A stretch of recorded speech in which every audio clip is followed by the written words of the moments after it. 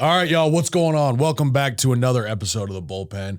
I'm here with one of the biggest studs I've actually ever met in my life, right? As a matter of fact, we just finished up our AlphaCon event, and the way this dude shows up, but not even just the way this dude showed up, but the way everyone was gravitating towards this guy, just reaffirmed what I already knew about this dude, that this dude's going to make a huge fucking impact, that people already want to get to know this guy on a massive level. He's a life coach, fitness coach, and I think if there's one way I want to introduce this guy is this. This dude is a fucking warrior because he's hit rock bottom, right? Hit what you could pretty much define as rock bottom. And in a lot of those situations, any of you have ever felt this, who's listening to this, like if you've hit rock bottom before, the journey after that is one of the most difficult roads ahead. It's one of the most difficult things to face when you're at that moment of rock bottom and you have this long ass road ahead of you. You don't know how you're going to fucking do it. This guy right here fucking made it happen. Sean, thanks for coming on, brother. Right on, brother. Thanks for having me. Oh, dude, I'm excited to have this conversation, man. Yeah, me too, man. So, okay, listen, I just give the audience a little idea of who you are, but that's, like I say, it's only scratching the surface, man, right? Yeah, man. So what I think we all really want to know, bro, is like, what's your story? Like, how'd you become where you're at? Because right now you're coaching hundreds of people all across the country. Is it across the world at this point? Yeah, we're international. Okay, so you're international, coaching people all over the world, right? Yeah. And, you know, and what I know of your story, which I'm excited for everyone else to hear, is where you've come from to where you're at now is nothing short of miraculous, right? Yeah, man. So how did you get to this point, man? Like, what the fuck happened? Yeah, no, it's been a journey, bro. Yeah. You know what I mean? And it is a miracle in my eyes, you know. I went through, so I'll just take you from the very beginning. Hey, go back to the Omega. I grew up in Santa Barbara, California, which for those of you listening is a beautiful beach community about 2 hours north of Los Angeles. You know, it's picture perfect. Yeah. It's beautiful, 70 degrees year round, 5 minutes from the ocean. Minus the communism. Well, now, but growing up, it was like 20 years ago is paradise. How old are you again? So I'm 33. Okay, yeah, because back in 90s and 80s, California was amazing. Yeah, I mean, growing up, I had a neighborhood of kids. We're out in the street playing football till dark, you know. Yeah. No phones, none of that stuff. Yeah. You could be a kid. Yeah. Safe enough to even do that. Yeah, we're out in the street all night long or all day, all day long playing sports. And at that age, I wanted to be a professional athlete. It was football, basketball, and baseball every year. You know, that's what I obsessed over. And I had a lot of cousins in the area, friends. So growing up, I just had, a great life. Yeah. But around 10 and 11, I started noticing my parents were struggling. They were drinking a lot. I started noticing they were just different than my friends' parents, my aunts and uncles. Do you mind if I ask, sorry, were they like that before and you just now noticed, or was that a progress that started to happen in their life? They were like that their whole life. Oh, okay. But now I'm 10, 11, I'm starting to be more aware of what's going on. And, I started noticing something was off. That whole time in my life, my Uncle Mike lived with me. He was my dad's oldest brother. And he always provided like the security, the comfort. Like he was the person I went to when I was sad or scared. I just knew I could trust him. Yeah. I love my parents, but I didn't have that same feeling towards them. Interesting. So then fast forward, to about the age of 14, things were just getting bad at home. In that stretch from 10 to 14, I saw my mother overdose twice and carried out on an ambulance. I saw my dad drunk and fighting, cops coming to the house. It was just getting really, really tumultuous, you know, and it was tough to go through at that young age. So then at 14, I'll never forget this night, my dad had a gun and he was drunk. And the cops came and they had a standoff in front of our house. Oh my! I thought I was going to see my dad killed in front of me. I literally did. I was just waiting for that first gunshot to go off, and it didn't. He surrendered, and the cops arrested him. But he ended up going to prison. And then shortly after, my mother left us. She was unhappy with my dad. Her drug addiction took hold of her, and she left us, man. And I don't know what was worse, was losing my dad or my mom. Like. I was shocked that I lost my dad because it happened in the blink of an eye. Yeah. But then for my mother to abandon us, it crushed me. I remember being young, 14, 15, still trying to figure out who I am as a man, my identity. So you lose your mom. Well, not only did you not feel like you had really like trusting parents growing up, but you lost your dad and your mom pretty damn close to the same time period. Oh my gosh. A matter of months. And this is my first month in freshman year in high school. Jeez. So, you're going into school, you're trying to kind of figure out who you are as a young person, your identity. Yeah. And all that was just shattered. I remember just being so emotionally distraught, like so sad and heartbroken by my mom leaving me. Yeah. I could never forgive her for that. I was so upset. So what I started doing is I changed pretty quickly, man. I stopped hanging out with the kids who were playing sports. I stopped going to school. I found a new group of friends who were cutting school, who had similar challenges that I was going through that I could identify with. Then I realized if I drank or took some pills, I didn't have to feel that pain. For a moment, I could numb out the pain. Yeah. So I started doing that every day. I didn't know what I was doing. At like 14 or 15, you were drinking? Oh, my God. Every day, smoking. And at the age of 15, I was pretty much doing any drug I could get my hands on. And I had no idea what I was doing. I just knew that I didn't have to face reality, that I didn't have to remember that my parents left us, that my home life was shattered. And all the while, I'm going down this dark path, not the path I wanted to go down. I was supposed to be the star athlete in school, going to college, pursuing my dreams of being a professional baseball player. That's who I really am. That's my identity. Right. But I went down this really dark stretch of life from 14 all the way until about 18, 19, where I didn't do anything that I was proud of. I barely, got a diploma in school. I never went. There was nothing I did that was productive at that time. So after school, I got a job from my uncle's tree service company. I had nowhere to go, no direction. This is the same uncle that you said you trusted? Different one. Different one. Okay. So my dad has a big family. Okay, good. So this was a different uncle, my Uncle Mark. He said, hey, come work with me, man. He knew that I was just lost. Yeah. And he was just trying to provide some support, some type of mentorship for me. So I started working. And that was honestly a really empowering thing for me, because I learned that hard work pays off, and that you got to show up and do a good job no matter what. I was working for my uncle's company, so I took pride in that. Yeah. So whether or not I was hungover, up all night, I'd still show up and give my best effort. You were just telling me, because we're just talking about finishing with AlphaCon, how we're all like waking up like kind of groggy, right?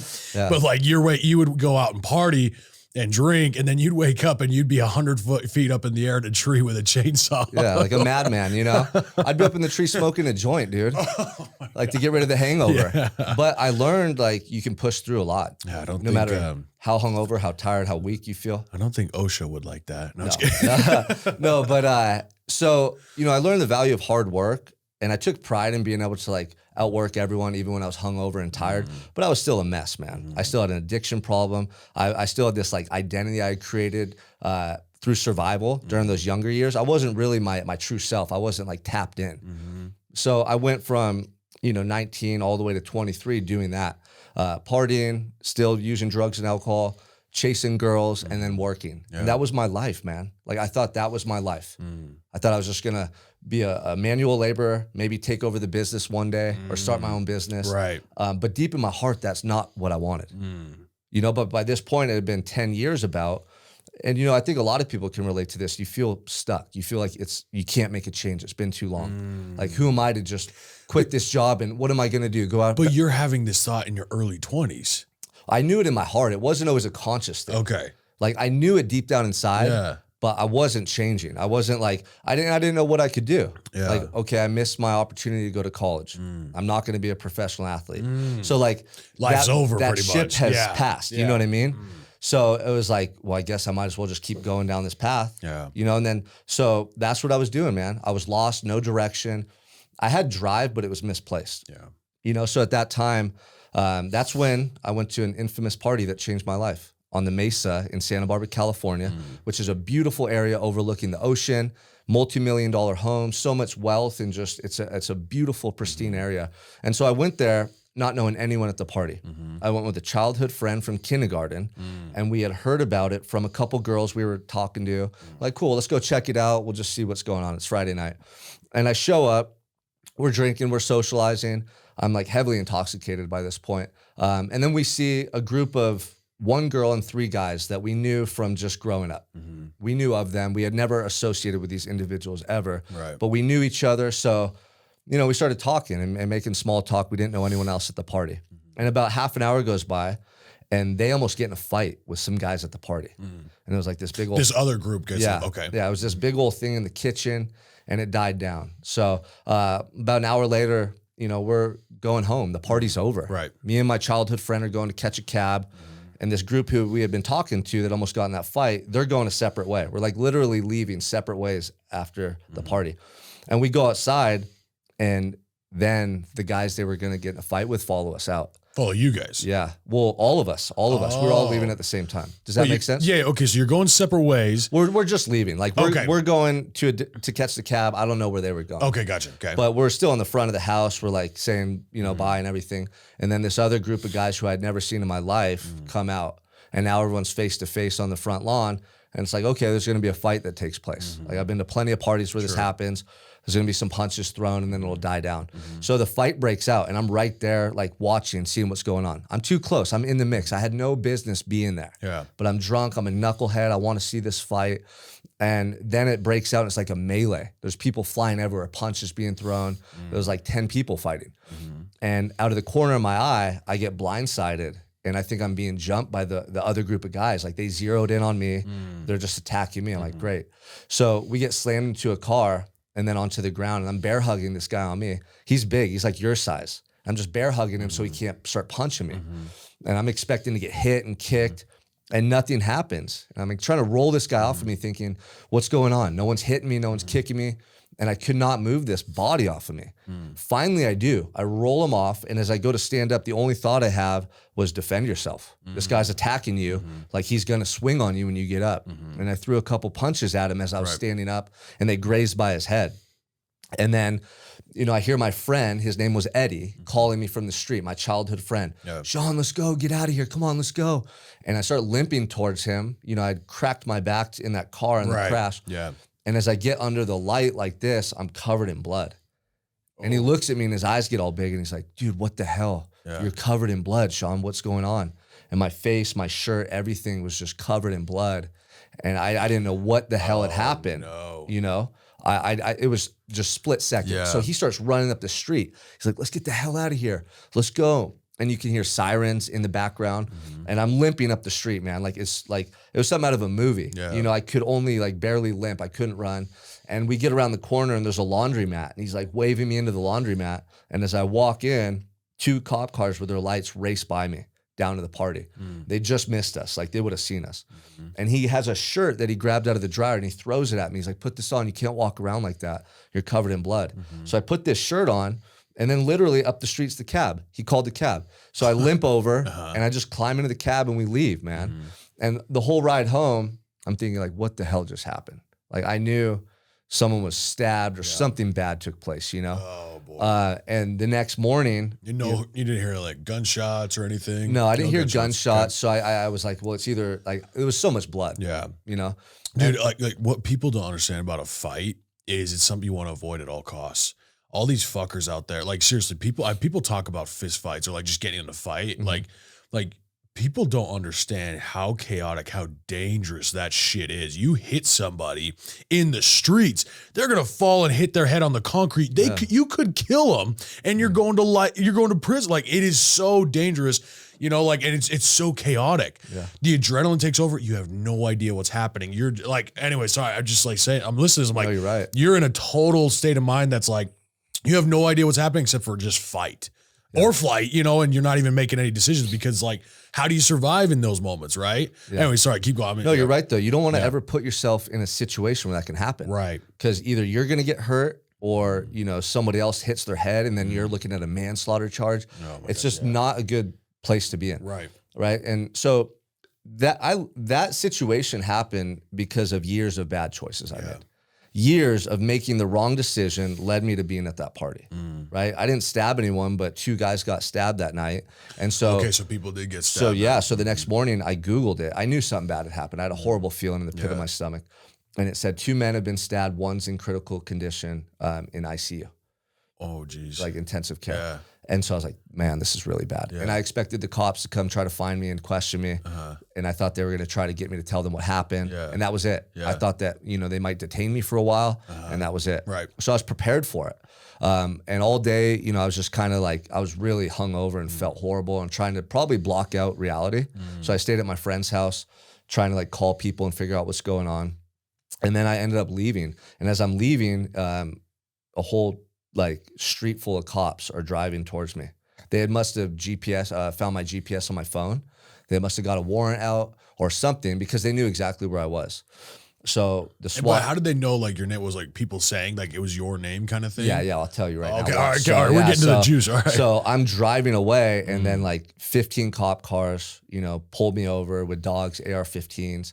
They had the forensic unit, like, everything. Like they were looking at me like I was the main suspect. So they arrest me, and they tell me I'm being charged with attempted murder. Oh shit! From the fight at the party. Oh my gosh! I couldn't believe it. I thought they were arresting me to try to get me to tell on somebody. Yeah. Or to give them information. And so they took me down to the police station, and they say, Sean, they did like what they do in the movies. They came in, they kind of talked to me a little bit, tried to get information out of me. And then all of a sudden they come in and they throw these pictures down on the table, and it's a guy with his throat slit. And they're saying, you tried to kill this guy. Everyone at the party says they saw you on top of him, striking down at him. So when I got up and I threw those 2 punches, everyone at the party came out once they heard the commotion. They saw you with They didn't see the initial attack. They heard the fight break out, and then they came out and they see me throwing 2 punches towards this guy. Right. And they literally glanced off his head. I didn't even hit him. Well, that's the thing. Hey, even if he did, he attacks you, you're gonna like. So they saw that. So the whole police report was written up with 10 people saying we saw Sean on top of this guy throwing these punches, and they used the word striking. Yeah. So that it was like, okay, it could have been a stab, it could have been a punch, right? They used the word striking. Interesting. Yeah. And the people at the party might have said we saw Sean punching the guy, but they used the word striking on purpose. Yeah. So now it could be, he might have had a weapon. So they come in, they throw the pictures down. Because all they see is a hand motion going like that. Oh exactly. My gosh. And then they literally tell me, we're going to change your charges to homicide because this guy's in a coma. He's not making it.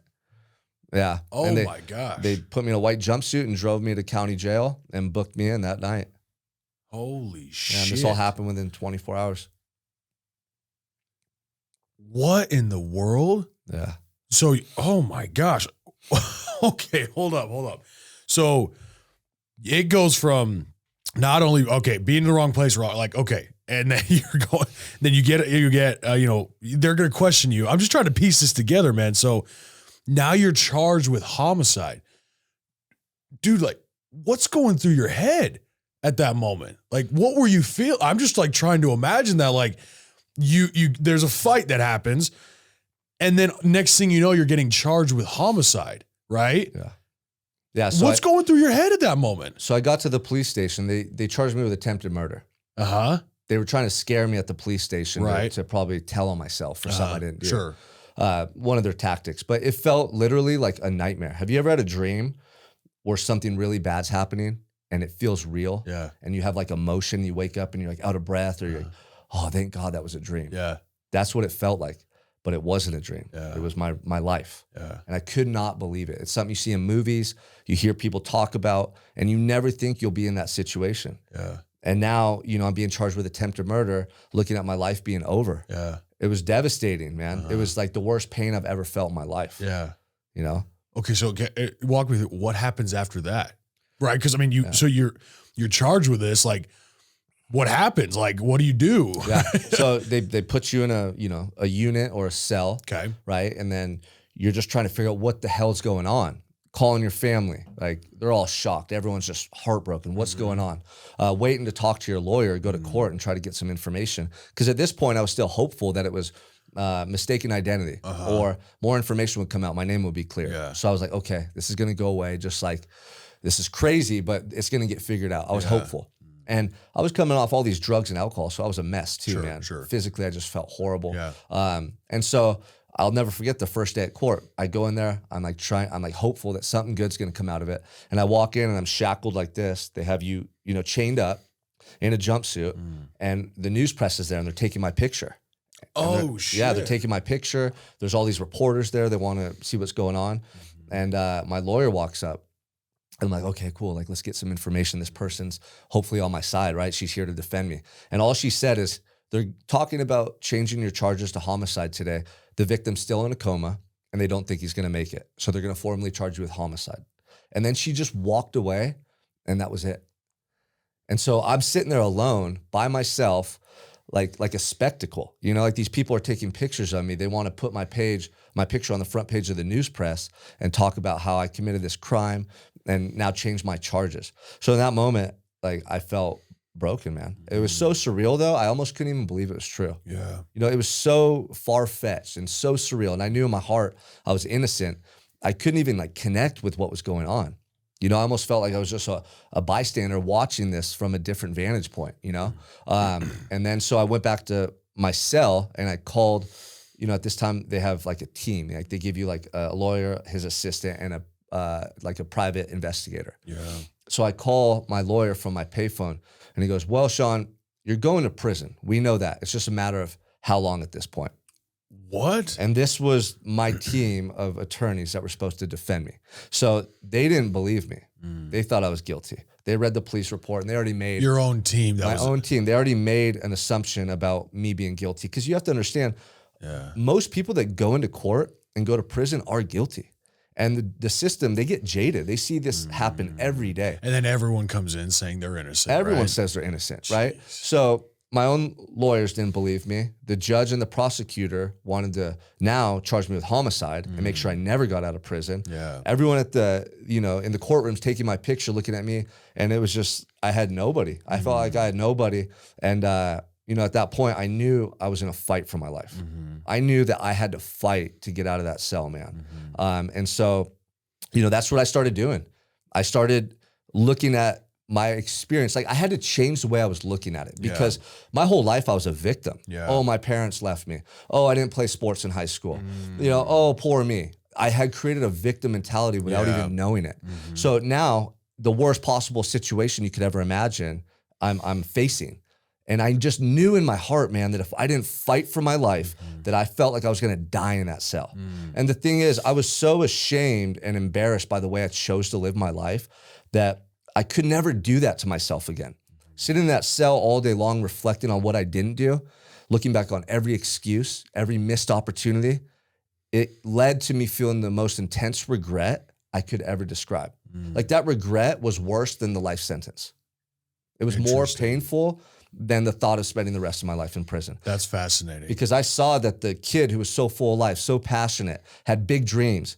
I didn't pursue those dreams. I let that kid die because I was scared, because I had excuses, because I doubted myself. And I felt so bad about that. So reflecting on all this in my cell, you know, I didn't have a phone, I didn't have TV. There was just time to think. And I started, you know, getting attuned to this internal dialogue that I had never understood before. And it was like my truth, man. It's like, Sean, this is who you are. You're not that person. These are the bad choices you made. Look at the consequences. And I just made a promise to myself in that moment that no matter how much time I do in prison, if I do life, I don't care. I'm gonna be my true self and I'm gonna be my best self every day going forward, no matter what. Jeez. Oh my gosh, dude.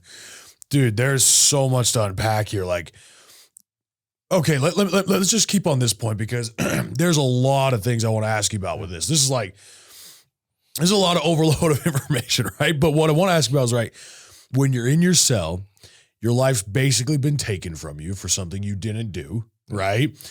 And you still want to just figure out a way to live the life. So that regret, this is fascinating that you just said that the regret was more painful than even the prospect of spending life in prison.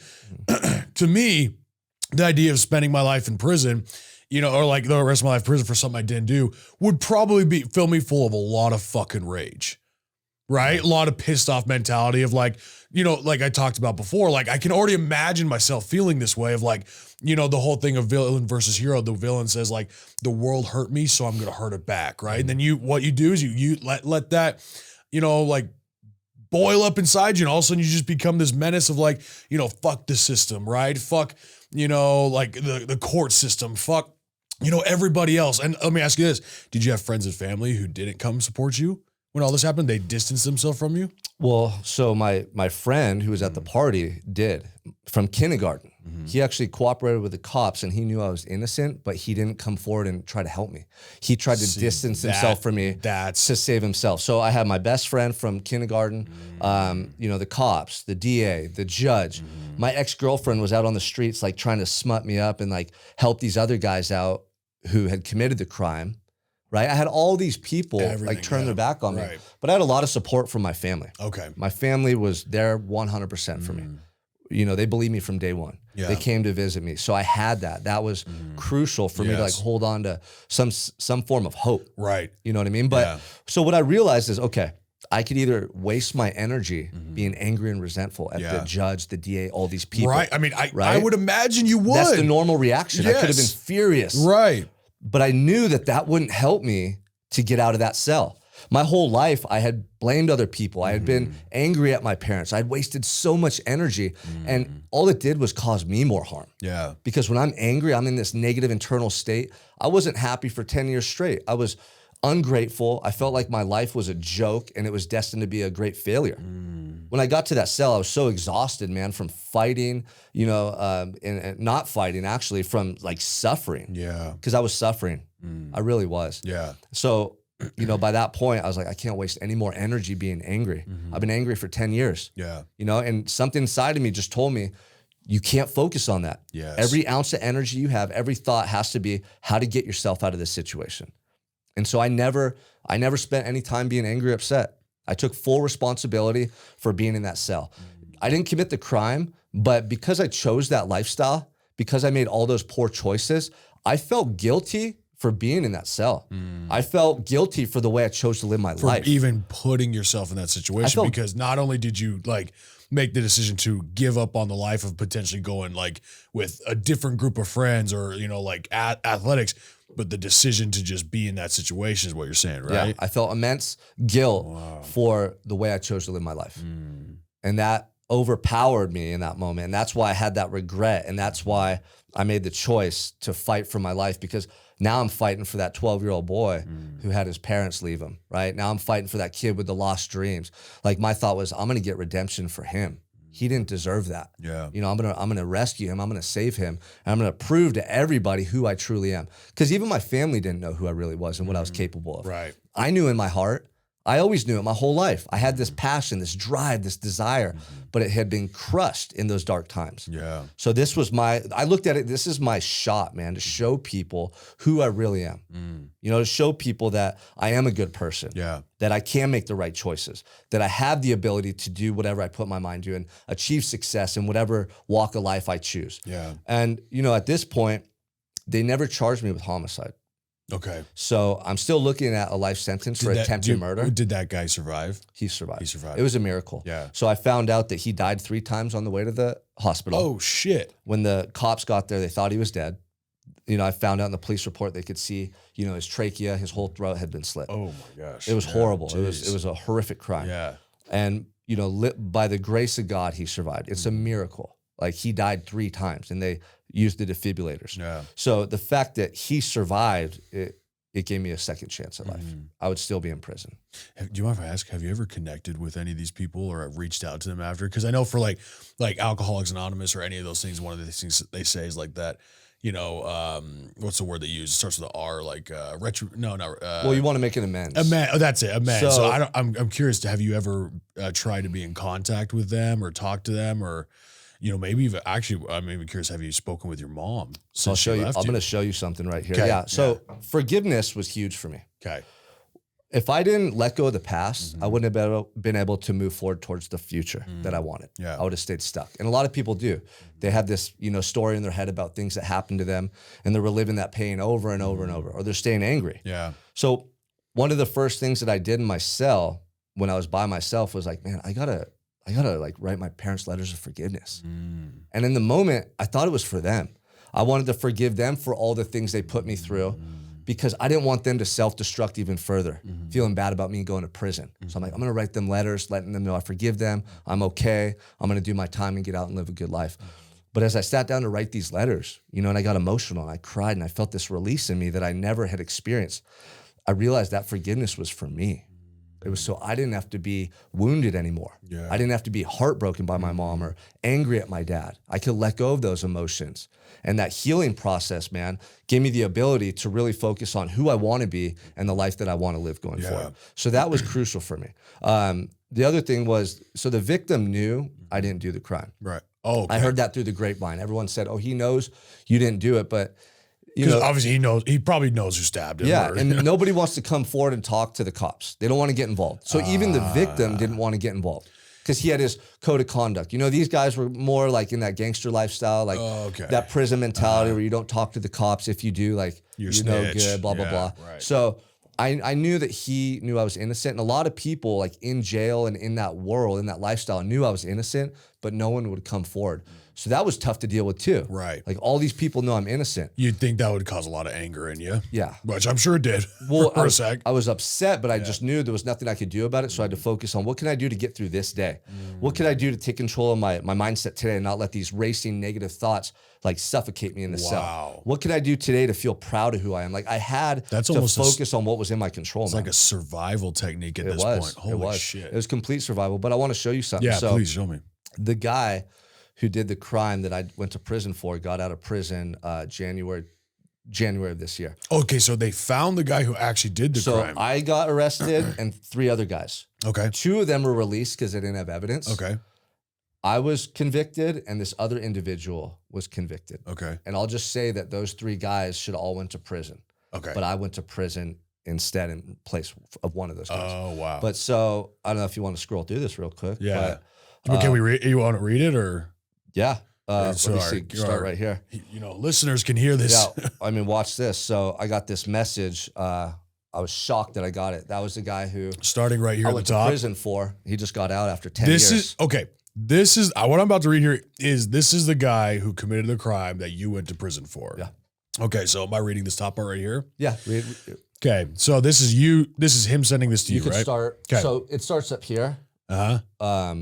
He basically like tried to reach out to me on Facebook Messenger. I'm like, what the hell? Like, I don't know what this guy wants at this point. Yeah. So read from that first gray line. That was his message. This is his message to you. Yeah. Okay. I talked to a police officer named Spears, told him what happened, and he called the DA. I'm waiting to see what they do. I ain't supposed to be talking to you, but hey, now you know. Yeah, and you say, yeah, I understand. And he says, take care. You say, likewise, life can get really good, man. I hope you find that for your life. And he says, thank you. And you say, and then says, what was it, Santa Barbara Police Department? He says, yes. So he spoke to the police. Yeah, so he got out, and I don't know, maybe he went through his own transformation. Yeah. And he went down to the police department and told them, hey, Sean's innocent. Sean went to prison for a crime I did.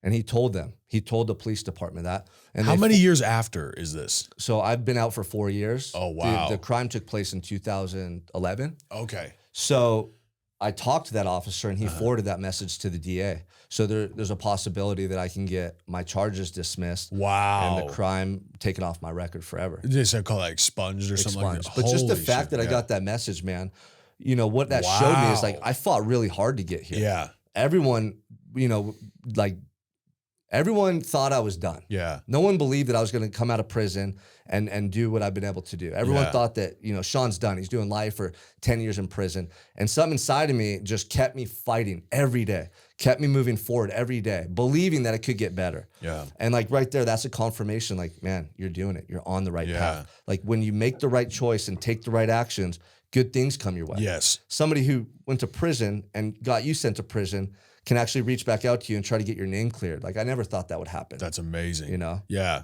Dude, because I'm just thinking of your story from my perspective, right? I'm just looking at like, you know, from this overview and I'm thinking, okay, you're a kid who had parents who were overdosing constantly, getting in trouble with the police and all, like a lot, mother who abandoned you, right? Father who was going to prison, you know, for having a standoff with the cops, getting into drugs your entire life, getting convicted of a crime that you didn't do, going to prison for a crime that you didn't do, and now you're fucking here today.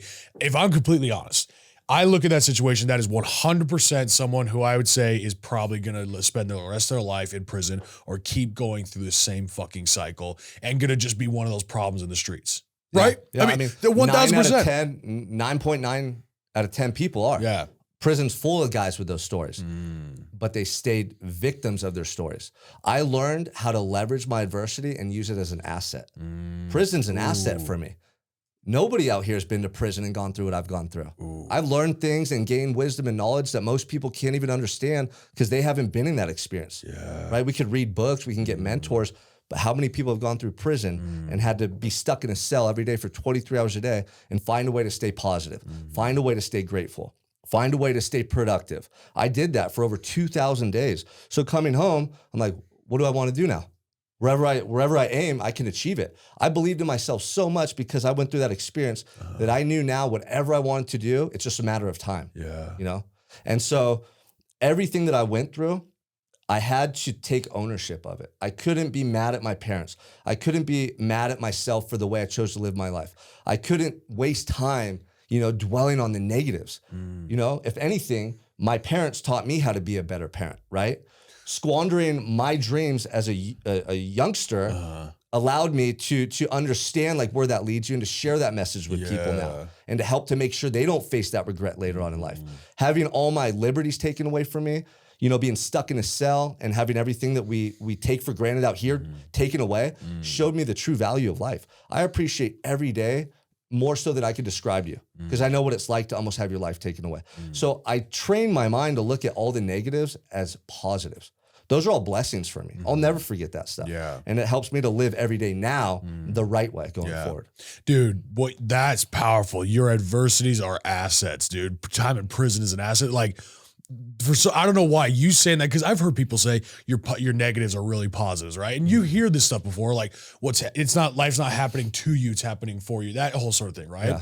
I don't know why, but when you just said that right there, I was like, oh, that's good, right? Yeah. Your adversities are your assets because it's fucking true, dude. It is. That adversity is an asset that pays dividends for the rest of your life if you let it. If you believe it. If you figure out how to use it to your advantage. But most people don't. Yeah. They look at it as a negative, so they think about it as a negative. Yeah. And then it creates this feeling inside of them that keeps them stuck. Yeah. Yeah. Well, I mean, like that, the reason why, because I think of that with like my father, my story growing up when I was being bullied, and it was my father forcing that into me, making it so like I had to use that fear, that pain to push myself forward and putting me in that situation. And I tap into that energy every day. Yeah. And I'm just hearing you talk about that. You probably tap into that energy every day because I love waking up and thinking about that pain. Yeah. It's almost, I mean, if you think, when I say it that way, it almost kind of sounds sick and twisted. But it is. Yeah. It is, but it's a method to the madness. Yes. It's necessary. Yes. Because it allows you to elevate your thinking, your actions that day, and you know what's at stake, you know what you've been through, and it drives you going forward. Yeah. And people that don't have that, you see, they're going through life just carelessly. Yeah. There's no drive, there's no urgency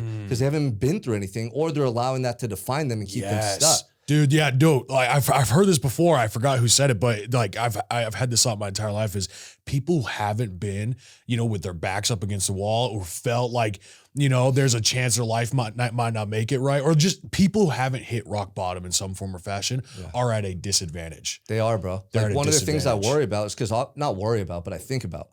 I want my kids to have the best life they ever could. I want to set them up for success and to be at an advantage in everything they do. But if we coddle our children too much, if we take away those learning lessons, they're not going to develop the internal attributes, the character they need to face adversity and overcome it in life. Yes. You see a lot of kids that grow up with things too easy, comfort, they're entitled. And then something pretty trivial happens and they're like defeated by it.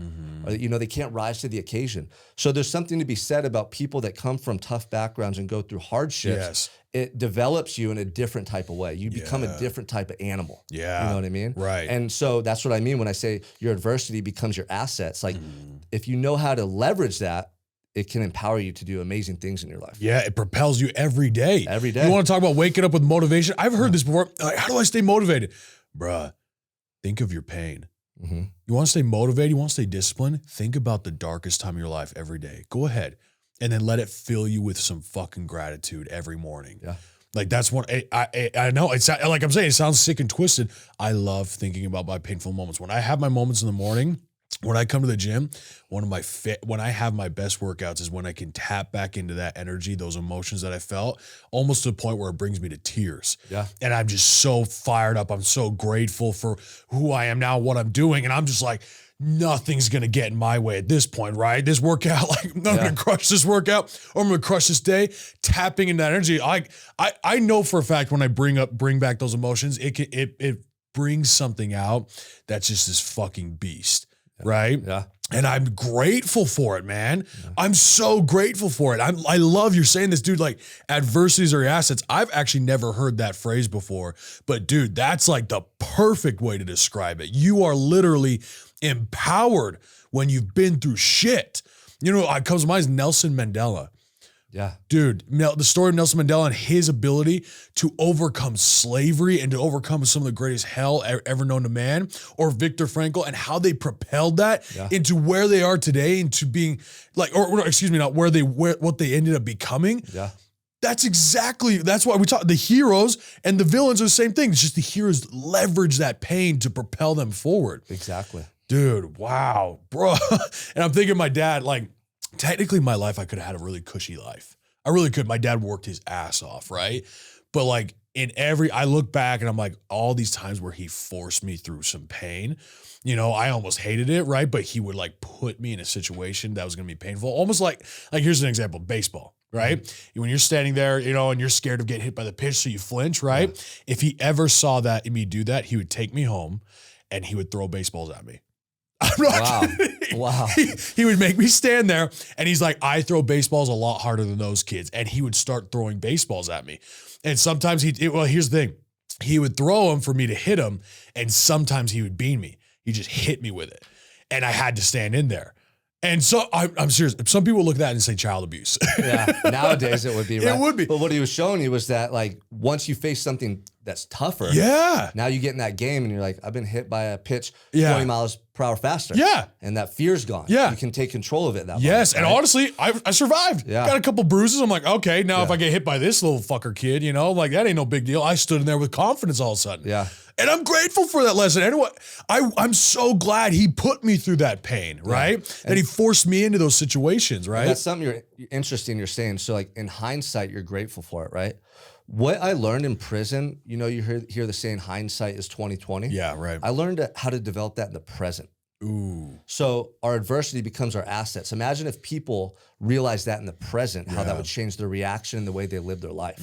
You know, so you look back on all these memories and you can see that it was a blessing in disguise or that it was a positive thing, right? Right. So part of what I learned in prison was I had to do that every day because otherwise I was going to be just suffering. Yeah. You know, I was going to be facing all the negative thoughts, all the fears and what ifs about the future. So I had to find a reason that this experience could be a blessing. Like I had to do what you did, but in the present moment, Right. you know? And that was one of the most life-changing things for me. Because now no matter what I face or go through out here, I have that ability in my mind to reframe the way I look at it. Yeah. So it empowers me. Yeah, right. So that when I'm in the game, I feel confident. Yeah. Just like you were saying. Okay, so how long were you in prison, if you don't mind me asking? 5.5 years. You were in for 5.5. Yeah, over 2,000 days, man. Son of a bitch. Okay. Walk me through the moment when you got out. Oh man. I want to hear what was that feeling like the day you got out? It's like the best day of your life. Oh you know, my you're gosh. thinking about it. You think about it for 5 years. You envision it. You like think about how you're gonna feel, and it's just that's what's driving you.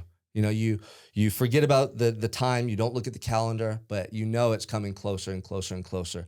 So that morning, I was up at like 4. You know, I'm ready. I got everything on that I have to wear. You have to wear like your prison blues and your boots, and you have all your possessions. I have like a bag of notebooks and books. That was all I had to my name. Right. And my brother and sister were coming to pick me up. And then around 5 o'clock, when you're supposed to be called up to be taken to the front of the prison, they didn't call my name. So I'm like, what the hell, man? You know, come on, they didn't mess up my date. Yeah. You know, and I'm waiting patiently, and the officer's like, yeah, we're trying to figure out what's going on. Now it's 6 o'clock, and they still haven't called me. Finally, they do, but at 6:30, there's shift change. So officers that are leaving from the night shift, and then new officers are coming in. So they wouldn't let me go to the front of the prison. They kept me stuck on the yard. And so I'm sitting there on the yard with my bag. And the reason I didn't want to be there is because they're going to release chow. And in prison, when guys see someone go home, it's met with hidden resentment. You'll hear guys say like, oh, that guy's no good. He's going to come right back in. Oh, so-and-so doesn't deserve, like they just hate on you. Yeah. They really do. So when I heard them starting to get yeah. released for chow, you have 1,500 men coming out of 4 buildings that are going to walk right by you. I'm like, great. You know, I got to hear all these negative remarks or whatever. I didn't know what to expect. So I'm sitting there, and all of a sudden off in the distance, I hear someone yell, Captain America, go get him, bro. They used to call me Captain America because I had blonde hair, no tattoos, and I was in good shape. I worked out every day. And literally, like these guys walked by me and I heard so many positive remarks. So many things were said to me from guys I didn't even know. And it just showed me in that moment that the way I showed up every day for myself had an impact on other people. They saw my attitude, my effort, you know, the way that I used prison to my advantage. And it actually indirectly helped some of those guys, and I didn't even know it. So that was really cool. That was like a symbolic moment for me, because in prison, I mentored other guys. You know, that's when I realized I wanted to coach and give back. So it was just like the perfect way to end that time in prison. It sounds weird saying that, but it's true. No, that's amazing. Yeah. So then I go up front, and I'm looking forward to putting on real clothes. You get what they call dress outs. Yeah. My brother sent me in a box and had Nike shoes, shorts, and a shirt. It was like the coolest feeling, because for 5.5 years, I hadn't worn regular tennis shoes or regular socks or underwear. Yeah. You get all prison state issued stuff. Yeah. So I put that on, and then they put you in the back of a van and they drive you out past the perimeter. And I'll never forget, you know, they opened up the van and like 2 guys got out in front of me. And I had this in my head when I got out. I was just gonna like yell up to the world and the universe, like, I'm back, thank you. So I got out and I just let out that howl, man. Like all that, like everything I held in and had to fight through for those 5 years, I just released it. Yeah. And then my brother and sister were there. We're out in the desert in California. The sun's coming up. It was beautiful, man. It was just like all these vibrant colors. Yeah. I was like, I'm back, you know? And I just embraced them. And then we just jumped in the car and we headed out to Huntington Beach, California. Oh, man. Yeah. Dude, I can't even imagine how that would feel going through all that. And then now it's just like, I want to talk about the ultimate moment of empowerment and just fucking freedom, man. Yeah. You want to know the truth, though? Yeah. It's not as pleasant as you would think. Well, it sounds pleasant. It is. But then, you know, you start feeling anxious and you have to adapt to a new world. So life out here is fast paced. In prison, I had mastered my routines. I had mastered that setting because it was predictable. Right. I'd spent 2,000 days in there, you know? Now I had to come out here and figure out, how do I simulate back into society? You know, now I'm an ex-con, I'm a felon. I didn't care about that. Right. I was on a mission. Sure. But it was just adapting to the fast paced life. And like, I was all about routine. You know, you can get institutionalized in there, and I was really careful not to do that, but I had become a creature of habit. Yeah. So now I'm like out in this world where things are just random and it's fast paced. And so I had the internal attributes, I had the mentality to be able to work through that, but it wasn't easy, you know? Right. The first day was amazing and I just embraced it. And it was like the best feeling. I went down to Huntington Beach. We actually surfed that day. Oh, did My you? brother and I rented surfboards and the waves were like 10 feet and we paddled out and I caught a wave and rode it all the way down the beach. 6 hours from being out of prison, I'm surfing in the ocean. That's awesome. It was amazing. Yeah. So that was great. But then the next day, I'm sleeping in a trailer on my aunt and uncle's property. I got $200 in my pocket, no car, no home, nothing. Right. Like, okay, now what do I do? This is $200 what they give you when you leave prison kind of thing. That's all I had. Oh, geez. Like, okay, now I got to rebuild my life. What do I do? Right. And so that was the new challenge. Yeah. My time in prison prepared me for that journey. Yeah. You know, to become an entrepreneur, to pursue my dreams, to raise a family, like all the things I wanted to do. Now I had to go pursue that, you know, and that was 4 years ago. So that journey from the time I got out till now has been equally as challenging and as exciting as that time in prison. Yeah. It's just a new chapter for me. Right. You know? Okay. So now walk me through this case. So you're out. And I mean, we're talking about you today, sitting here, right? You're speaking all over this country, right? You literally coach people all over the world. How the hell did you go from that, like where you're at? Okay, no, prison, now you're out, to this? What was the steps that got you to that point? Because you knew you wanted to coach, right? You knew you wanted to help people. You kind of saw that in prison, right? You kind of want to give back, right? And now you're at this point. What was that like? What was that journey about, you know? Yeah. So it's just been a series of small steps in the right direction. You know, I'll tell you exactly what I did, but it was that and just fucking owning my truth. Yeah. Like being so authentic and real that people are like, damn, like look what Sean went through and he's talking about it. Look what he's doing now. Right. Like what's my excuse? We heard Nick speak yesterday, bro. Yeah, right. I sat there with tears in my eyes because I don't know his pain, but I know the pain I've been through. Yes. And the way he owned it, look at how empowered he is because of that. Oh, yes. Shout out to changed Nick the energy of the whole Santastasso. room because of He's that. the most incredible speaker. So that's what it's about. It's our adversity becomes our assets. Yes. But a lot of people don't want to talk about that. A lot of people don't want to show their you know, their pain points. They don't want to talk about it. They don't want to show their scars. Side. You know what I mean? Right. So what I did is I came out, I knew I wanted to coach, but I was like, how the hell am I going to get into this industry? I had an old connection who was doing fitness coaching in a gym. And I just called him. I said, hey man, I want to help people. I know how to get people in shape and help them lose weight. Just give me a shot. Yeah. And he's like, you know what? I have a lot of clients right now. I can bring on another trainer. Why don't you come down here on Monday and meet the owner of the gym and see if he'll let you train out of here? That was my shot. That was a step in the right direction. Right. So I took it and I went back to Santa Barbara with my bag of fucking nothing. Books, yeah. And by this point, I had like $500 in my pocket. And that one day, I got a job. I found a room to rent, and I got this old beat up Honda Civic that was just smashed in. And that was my start, man. Yeah. You know, I had nothing. But from there, I trained there for about 6 months. And then I realized, okay, time to go start my own company. Like I've had success with my clients. I can help people. I've got a good reputation going. People are seeing that I'm like a new person. I'm not the same knucklehead as I was. Right. So I started my own fitness company. And I started training out of other gyms and training clients all over the county now. And that was going well. But still, I knew that that was just limiting me. Like 8 hours in the gym per day with 8 clients, how much of an impact can I have? Yeah. So I hired a business coach and I started doing online coaching as well. And at that point, it was going all right, you know, and half my income was coming from in-person, half was from my online clients. And then COVID shut everything down. Yeah. And now all my clients are gone. All that income's gone. At this point now I have a wife. We have a newborn, my stepson Mason, who's 11, and she's pregnant again. And I'm looking in the bank account, I got $1,500. Yeah. And all my income's gone. Right.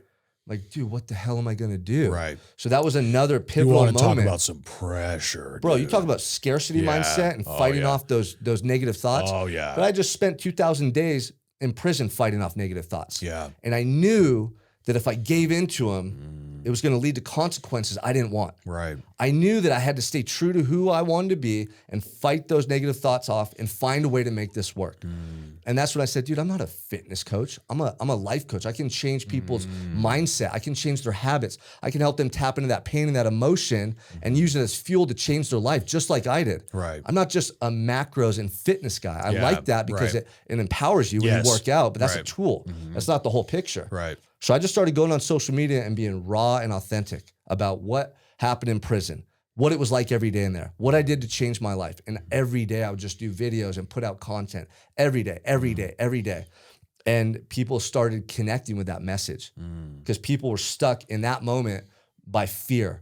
What's going to happen with COVID? Yeah. I just lost my job, these shutdowns, and they didn't know how to manage that stress. Yeah. So I had a lot of guys start reaching out to me who were business owners, entrepreneurs, family men, but they were just fucked up. Yeah. You know? And so I started my life coaching business full-time online and it just blew up. Yeah. You know, and I started helping guys from all over the country, international, and that's what I've been doing ever since. You know, and I never looked back. And it's allowed me to help people from all walks of life and seriously make an impact. The things I dreamt of being able to do and help people do when I was in prison, I've seen it happen, you know? I've been able to do it. Yeah. So it's been incredible, man. But it wouldn't happen if I just tapped out, if I just stopped. And I could have went back to my Uncle Mark and asked him for a job. Sure. Can I go back and get that 20 an hour job and be secure Start and cutting safe? some trees again. I'll be safe, right? I'll be secure. Oh, but I knew what safety and security would lead to.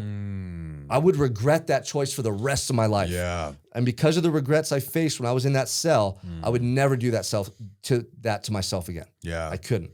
Dude, here's something so fascinating you just said when you said like being my authentic self, right? Dude, I think that is the new movement.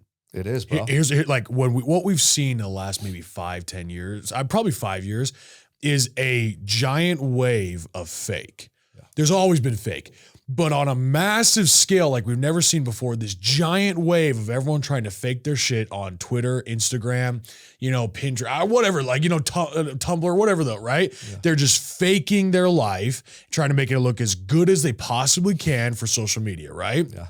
To grow. And by the way, that worked. At the time when it worked to grow your social media that way, it worked to be that kind of person. But you know what's happening now? This new movement of entrepreneurs or just really anyone who's coming out and just being as authentically real as possible, right? It's real. It's real. People crave real. Because no one's perfect. No one. No one is impervious to adversity and hardships in life. Right. And when you show that, you become relatable to people. Yep. And they're going to want to work with you or know more about you or follow you because they're like, oh, you know, Jeremiah talks about being bullied. I was bullied. Yeah. Like, how the hell did he become so confident and empowered? Right. Like, what do those steps look like? Yeah. And they build that relationship with you, even if they're not in person with you. Right. They follow you and that's how you build a real brand and real impact. Yes. So like, I'll talk about my darkest times You know, the times where mentally I was weak, I was broken, I was at rock bottom. Yeah. Because I know somebody needs to hear that message. And then I'm going to show you the steps that I took over time to transform my life. And if I did it, like you can too. Yeah. Right? But it all starts with taking ownership and being vulnerable. Because otherwise we're almost trying to ignore like the truth. Yeah. That's what I did for a long time. I tried to ignore the pain and the things that I went through because I felt embarrassed and ashamed. Yeah. Once I just took ownership of that and said, yeah, this is what I've been through. Like, that's not going to define me anymore. Yeah. Now I became empowered to not only change my life, but to now help people who are going through that same thing. Yeah. You know? Oh, dude. Like, here's the thing. When I talk to entrepreneurs, when I talk to anyone, they're like, how do I stand out? Right? How do I stand out on social media? How do I, like, and you know what I got actually, because I asked this question a lot when I was growing. Everyone's like, oh, you got to get like niche marketing. You got to choose a market, then you got to get specific in that market, right? Yeah. And then you got to dive down even deeper and deeper. And how specific can you get? And I kept thinking about that. I'm like, fuck you. I'm not that shallow. Yeah. You have any idea like how much shit I've been through and what I'm going through right now? Like, I want to talk about this. I want to talk about that. Like, I'm not going to limit myself to just one little niche market. Yeah. And so I'm like, fuck that. I'm going to just do what I do. And it was actually Andy Frisella, right? Who said this to me. He goes, the most powerful niche market you can create is being your true and authentic self, because no one is as unique as yourself. Exactly, bro. I'm like, oh, that's niche marketing, is being fucking you. And you're not even trying to niche down. You're just being yourself. You're being yourself, and the people man, that resonate with you, you're going to attract them. Yeah. They're going to follow you and they're going to reach out to you and they're going to want to know what you're doing. Right. Right? Like, I'm not typically attracting like 50-year-old women to reach out to me for coaching. Right. Because that's not like who I am. The guys that want what I've been able to create, right? Or the guys that identify with me and connect with me, they start to gravitate towards me. Right. Because I'm just talking about being a dad, talking about raising a family and growing my business, talking about all the things we go through. Yeah. And it's just being authentic and real, man. That's the superpower that most people fail to capitalize on. Yeah. They want to be like other people. Right. They want to do that one thing that's going to get them 1 million views, blah, blah, blah, blah, blah. And it's like, okay, cool. You do that once, but what about next week? Right. Right? Like, if you keep trying to follow that trend, you're going to lose yourself in the process. Absolutely. You'll lose yourself in the fucking process, right? Dude, I think that's why our friend Brad Lee, right, is so popular, because he's fucking real, dude. When you talk to Brad, he's like, he doesn't give a shit. You can feel that real quick, you know, like he doesn't give a shit. He will say some things that you're like, oh my gosh, bro, right to your face. Yeah. And that's why people love him. That's why I love him. It's like, dude, you're getting the real upfront truth with that dude, right? Exactly. Well, in a world where like everyone's trying to pretend they're someone they're not, or put on the perfect pictures or videos, that authenticity is like, people crave that. And then when you see it, like, oh man, I like that. Yeah. Like, that's real. Yeah. That's what I'm actually thinking in my head, but I just didn't say it out loud. Dude, I guarantee correct me if I'm wrong, I guarantee that was a temptation for you to almost brand yourself in this perfect way of, dude, you're chiseled, right? There's no question you're not chiseled, right? Of like this fitness trainer who just never talking about your past, only talking about this new thing you have, like this, your fitness and like how you've always been in shape, or like maybe not always been in shape, but been able to maintain that. Maybe not. You correct me if I'm wrong. If you had that temptation to like start branding yourself in a way and showing that perfection, right? Yeah. But then that moment of courage came in where you're just like, no, I'm gonna fucking be real with everybody. Yeah. Am I right on that? When I had that first business coach, that's kind of what he wanted me to do. And I'm just like, dude, that doesn't feel right. Yeah. Like, I don't want to fucking talk about macros and like all the stuff that the fitness gurus and guys are talking about. That's not me. Right. Fitness is a tool, but it's just as much mental and spiritual as it is physical. Yes. Yeah. I run because it helps me to feel grateful every day because I have legs. Yeah. I can go run. Yeah. I ran out today. It was like 26 degrees. I'm loving it. Yeah. People are like, oh, I'm not going outside. I'm like, dude, I'm going to go outside and be alive today. Yeah. So it's a tool for me. It's one of the components of living your best life. Ooh, yeah. You know what I mean? But no, what I've learned is, man, like, we all have this intuition about who we want to be. For 10 years, I ignored that truth. And I let fear and doubt hold me back. And that led to those consequences that I had to face. Yeah. So I'm very hyper aware now of that internal dialogue. And I never again will deviate from that intuition. I truly believe like we're all unique and special for a reason. Right. I agree. That's a gift from God. I agree. And it's our responsibility to fulfill that potential. Yes.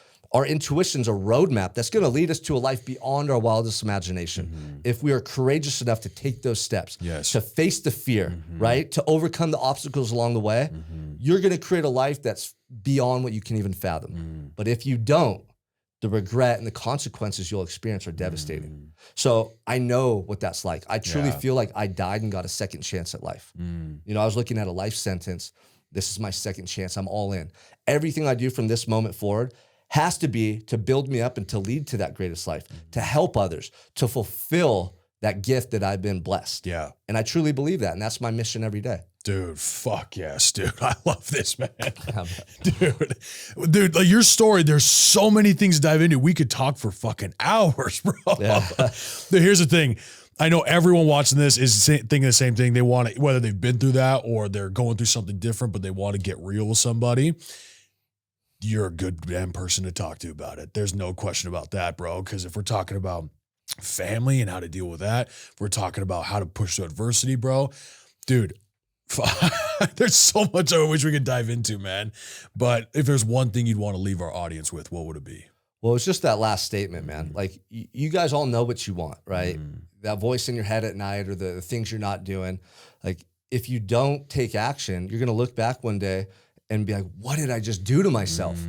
You know, I wanted to pursue this new business, or I wanted to be a better husband, or, you know, why did I let myself go? Like I had a vision of a different life and a different person I wanted to be, right? So every day you have to make the right choice. Every day you have to get up and take those actions. And when you do, that starts becoming the pattern you develop, right? Not listening to the fear, not hitting snooze, not making an excuse, because that's another pattern that it'll develop. And which one are you going to let control your life, right? So that's my message to people, man, is if you let fear and doubt hold you back, it will. And it's going to lead to devastating regrets one day. If you're courageous enough to pursue the dreams and the vision you have, you're going to create an amazing life for yourself. And they're all capable. Yeah. That's the thing. Yeah. Like you never know if you're capable unless you just tackle some challenges and go for it. Yep. You know, I mean, I was stuck in a jail cell for almost over 2,000 days. Yeah. If I could change my life with that same approach, anybody can. Yeah. You know? Amen, dude. Fuck yeah. Dude, we spit some fire on this episode, man. All right. So Sean Michael Crane on Instagram, right? Yeah. What's the best way people can get in touch with you if they're watching this, they want to learn from you, they want to get some coaching, or they just want to stay in contact with you because you're a fucking stud, right? What's the best way? Sean _Michael _ Crane. Yeah. Right? On Instagram, that's the easiest way. And again, we're going to tag all this and everything, but is there any other place people can get a hold of you? I mean, Sean Michael Crane on Instagram. Also, convictedmindset.com. Okay. For anybody that has been to prison or has family in prison and you want resources and like actual help, whether it's to change their mindset, maybe with job opportunities, go check out that website. Travis Ritchie and I are putting together some special things on there. Shout out to Travis. We love that guy. Sir. Man, dude, I'm excited to see where you're going to be going here soon, bro. And I'm excited to see the impact you're going to have because, you know, you don't do small things with that kind of fucking mindset, dude. And it's apparent as we've, connected, over the last few months. And dude, I'm really just excited to get to know you more, bro. Dude. Yeah, likewise, bro. We're just getting started. We're just getting started, man. It's a fucking journey. Yeah. Okay, thanks for coming on, bro. Right on, brother. Thanks for having me.